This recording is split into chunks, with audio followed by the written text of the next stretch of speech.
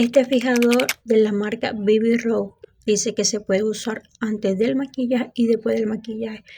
Y yo me lo apliqué antes del maquillaje y queda hermoso en la piel. Se siente como si tuviera un primer. Y ahora me lo voy a aplicar después del maquillaje porque ya tengo listo el make-up. Yo siempre comienzo agitándolo. Y me lo voy a aplicar aquí con ustedes.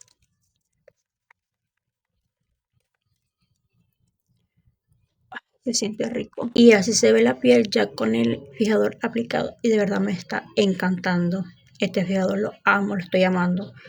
Y todo lo que tenga que ver con aloe vera, a mí me encanta. O sea, porque cuida de mi rostro. Y como yo sufro de acné, me ayuda bastante. Así que lo estoy amando.